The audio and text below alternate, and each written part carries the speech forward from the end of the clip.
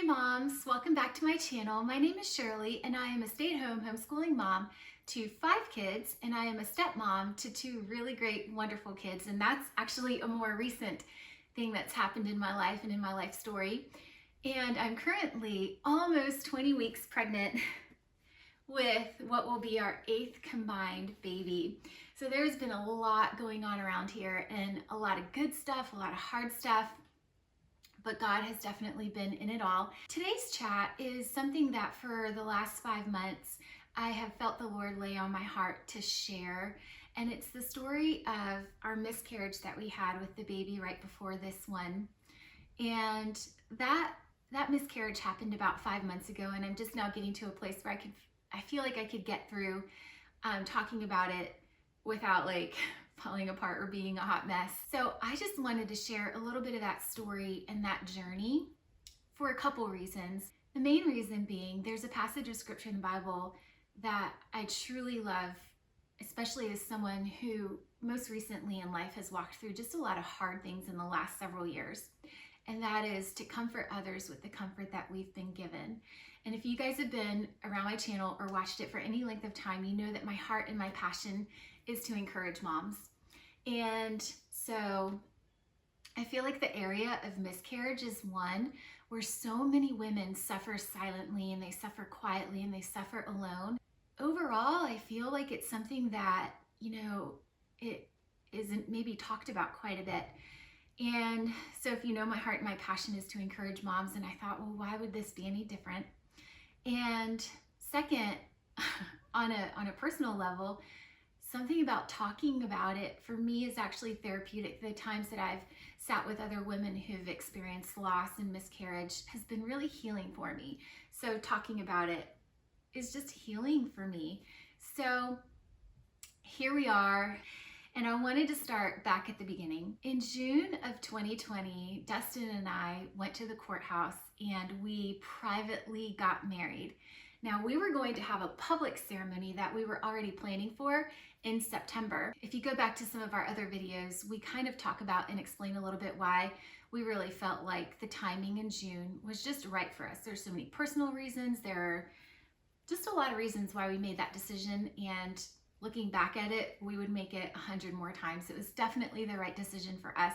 And right away, from the beginning of our marriage, Dustin and I knew that we wanted to have a baby together. There was going to be the whole yours, mine, and we desired to have an ours. Dustin's old pastor, one time when she was talking to us, said something that has always stuck out with me. She goes, yes, you guys need to have a baby together. You guys need to have a bridge baby, one that will bring and bond your family together by blood. So my kids and his kids would all be, like bridged together by blood through a baby that Dustin and I would have together. And so that really became a desire of our heart. And even though we weren't trying yet, in August, we got pregnant, a month before our public wedding. Now, our family and our close friends knew that we had gotten married in June, but the rest of the world didn't know. And so you can imagine, being 2 Christians, how we knew that we were right and fine before God, but we also knew that there would be people that would definitely question me being pregnant and not knowing that we had privately gotten married. And so there was such great joy between Dustin and I at the news of us expecting, but it also came with this like heaviness of, oh man, now we're gonna have to explain ourselves and prove ourselves. And that was a cruddy feeling. And I've learned, you guys, in life that 2 feelings can coexist, and and that's okay. We were excited, over the moon about our sweet baby, and we were scared too, if I'm honest. Well, when we found out we were pregnant, before telling Dustin, I did this thing where I made this shirt for him because he loves Star Wars. And I found this shirt that said like Dadalorian, and it had like the names of all the kids, and then it said baby on the 8th baby at the bottom. And it was just so sweet, his excitement at it all.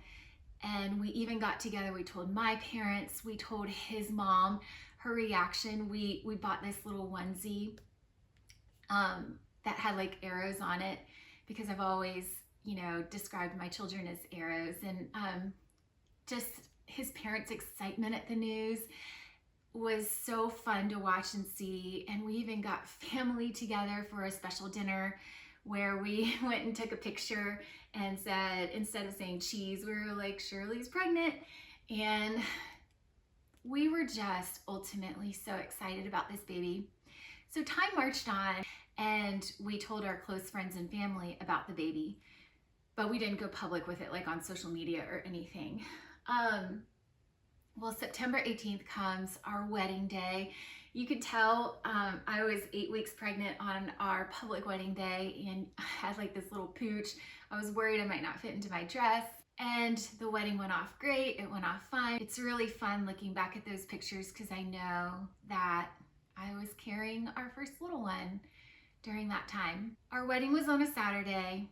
And on Sunday night, we flew out, Dustin and I, for our week-long honeymoon, which we are from the East Coast, and we were gonna fly to California, and we rented this like Jeep where we could take the top down, and we were gonna do a road trip in California and visit Tahoe. We were gonna visit Yosemite, Big Sur, and while we were on our honeymoon, I think it was Wednesday, we were in Yosemite, and I went to use the bathroom, and I came out. And I told Dustin, I was like, oh my gosh, this is so weird. So let me back up. I've had 7 pregnancies now. So I had 5 pregnancies and never experienced a miscarriage between any of them.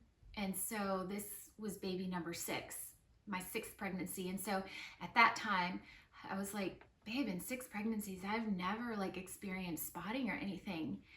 And we did some Googling and some research and heard that it was really could be normal in your first trimester to spot, and so we didn't worry much about it. I remember the next day spotting again, and then I remember the next day after that like being totally fine. And so I remember feeling some relief that day, like, oh, that just must have been a fluke, you know. It's been a long time since I've been pregnant. Maybe, you know, my body's just not used to it or something, I don't know. And then it came the day for us to fly home, and every time I went to use the bathroom that day, there was blood, and it was progressively like more. And we were at the airport. It was during a layover, and I went to use the bathroom, and I came out, and I was like, Dustin, this isn't normal. And so he said, well, then we need to call the doctor. And we did, and we explained that we were flying home from the East Coast, and if there was any way that they could squeeze us in later that day, could they? And they said yes, thankfully. So we flew in and landed around 1 o'clock, and the doctor squeezed us in at 4. And I remember just thinking, they're gonna tell me there's not a heartbeat. And I was like fairly certain of that. And Dustin, however, was so positive, and he was trying to be encouraging. He was like, babe, everything's gonna be fine. It's all gonna be fine.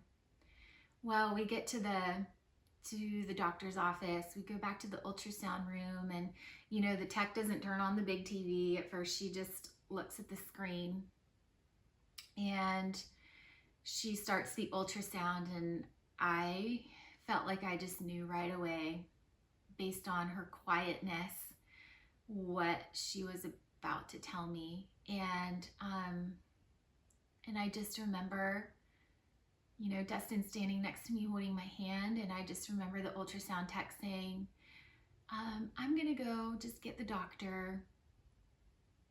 And I just knew. The doctor came in, and he confirmed what I just really felt like was happening, and there wasn't a heartbeat. And just cried on the table. I remember like wanting to like ugly cry, like just I remember just feeling like I was gonna like break completely down. And I remember thinking like, hold it together. And the doctor was very gracious, had great bedside manner. He's actually going to be the one that delivers this one because of how great he was with us in that process. And he, at that point, gave us what were our options. And there were like 3 options. You know, you could take a pill that would help your body kind of go into labor naturally and deliver the baby, or I could have a D&C, or I could just not take or do anything and let nature take its course. And ultimately, what any mom decides in that situation is so personal and so up to them. Just because Dustin and I chose one route doesn't mean we think the other routes are wrong. We just chose what we felt like was best for us and what we wanted. And that was, we did tell the doctor we would pick up the prescription for that pill. But driving home, I told Dustin, like, I don't even want to do that. I just want to let nature take its course. And that's what we did. And that was the route we took. So 2 days go by, and I just remember during those 2 days just feeling really sad. And I remember it's so weird, guys. I don't know. This is just being so vulnerable and transparent. I remember feeling like I know the baby isn't alive inside of me anymore, but I don't want to let the baby go. And so I was really dreading the day or the moment that it was going to come to actually miscarry, because I felt like my baby was safe inside of me. And so those were the feelings that I experienced in those 2 days of waiting. Well, I remember it was like a Wednesday, and it was the day, you know, you wake up and you don't know. And the doctor had told me, like, if it doesn't happen within this amount of time, you'll have to come in, you'll have to have a D&C. So anyways, it was a Wednesday, and around the afternoon time, I started to experience like really heavy bleeding, and I went to get a shower, and I just wanted to sit in the shower and just let the hot water just like pour over me. And I remember thinking, this is it. It's happening right now. I remember thinking it's going to be really small, and I'm not going to be sure if I'm even going to be able to see or know that it's the baby. And I called my oldest daughter in, and I said, hey, River, can you go get Dustin for me? And I think she maybe knew. She got Dustin, and Dustin came in the shower, and he just like held my hand, and I literally, guys, just in the shower, just like sobbed and sobbed and sobbed as I was just like bleeding. And it was very emotional, and Dustin was so incredibly supportive. And once the bleeding subsided, I kind of just pulled myself together, and all I wanted to do was sleep. And so I came in the room, went to bed, turned the lights out, and just wanted to rest. And I thought that I had experienced my miscarriage, but I hadn't.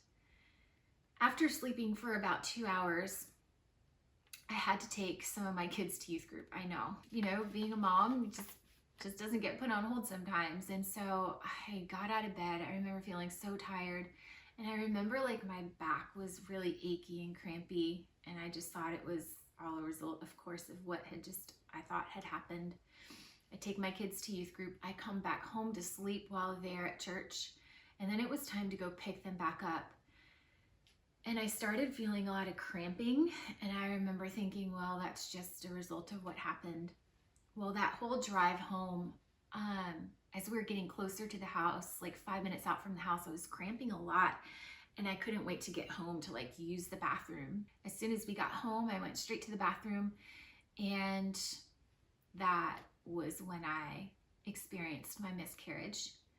I went to use the bathroom, and when I pushed, I felt the baby come out, and it felt like, I remember like the size of like an egg, and I literally could not help it. I just let out, and I could hear the children outside the bathroom door, because I was in the half bathroom downstairs, so everybody was like in the house.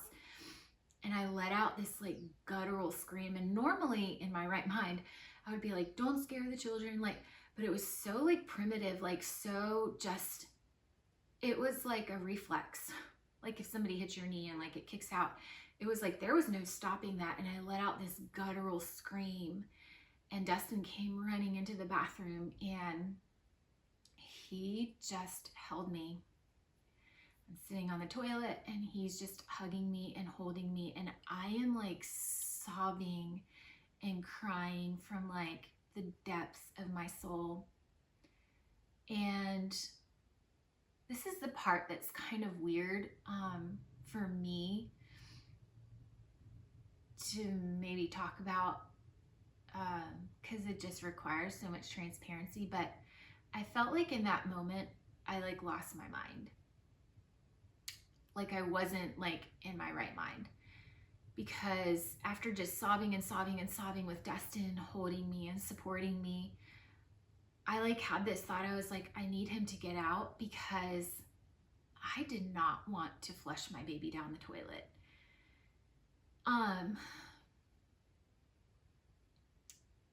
And so I was like trying to connive a way to get Dustin to leave me alone. So I remember telling him like, babe, I just need some time alone. I just need some space. And he's like, are you sure? And I'm like, yes, because guys, like I like went nuts. Like I had this plan in my mind that he was gonna walk out of the bathroom and I was gonna go to the kitchen and get like a spoon, and I was gonna like look for my baby in that toilet and scoop him out. And I wanted to give it a proper burial. And so Dustin was like, all right, babe, if you're sure that's what you want.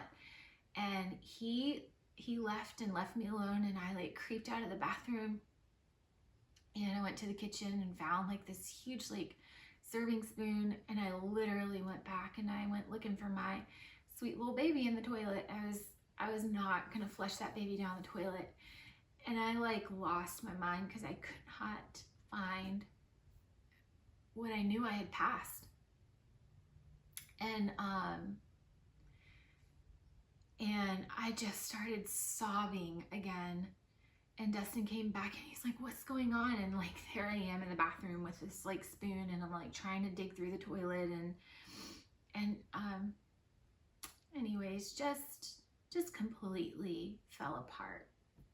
And my sweet husband just like held me and prayed over me. And he said, and he understood. I told him what I was trying to do. I was like, babe, I just can't flush the toilet. And he said, honey, it's okay. We have to let it go. We can't find it. He said, we will, you know, he was so sweet. He was like, let's go get pictures, the ultrasound pictures we had that we had gotten at an earlier ultrasound, and some other little like memorabilia things that we had. And he said, we'll put him in a box and we'll bury him in the backyard. And that's what we did. I was just crying, and we put together this little box. It was like freezing outside. It was, you know, dark. It was like 10 o'clock at night, and he got a little shovel, and we dug a little hole in the backyard and put this little box thing in the ground. And that was it. And just went back to bed that night and began the grieving process and the sadness that followed. I remember the feeling that was most prevalent in my heart was I just felt empty inside. I felt like I'd been carrying life, and now I was just empty. But God was so gracious and so good and so faithful. About, gosh, maybe it was like a month and a half or two later, we were blessed with another pregnancy, and that is this one right here. And I feel incredibly humbled and incredibly blessed that God would turn around and give us another one so quickly. And I know that's not the story for everyone, but that's my story. Really don't know what else to do or what else to add on or to say to all of that, except that God is good even in the midst of trial and suffering and pain. And there's a verse in James that Dustin and I were recently talking about. He's like, count it all joy when you face various trials, because out of that comes, you know, all these things. And he lists like perseverance, hope, and patience. And and that's just off the top of my head, but God is not only good on the mountain, he's also so good, and maybe even sweeter in the valley. So if you're a mom that has walked through that or has experienced that, I want to encourage you to let God into that pain, because truly he's the only one that can give us the comfort that we need. Some of you might not be blessed with a spouse that is understanding or supportive in those moments, and I would encourage you to just press into God. And I know this was like such a downer video, guys, but I felt like it was an important one to share. And especially if it's something that you've walked through before, just knowing that you're not alone in your grief or in your pain. So hopefully the next video will be much lighter, whereas I do have other videos that I am wanting to put out there to encourage moms now that I'm finally in a more rhythmed season of life, because it got crazy there for a couple of years. But it's been so fun chatting with you guys, just sitting in my room and pouring out my heart. And I hope that if you've walked through miscarriage, that you're able to glean some hope and encouragement from today's little mom chat. So mamas, until next time, thanks for following along. Bye.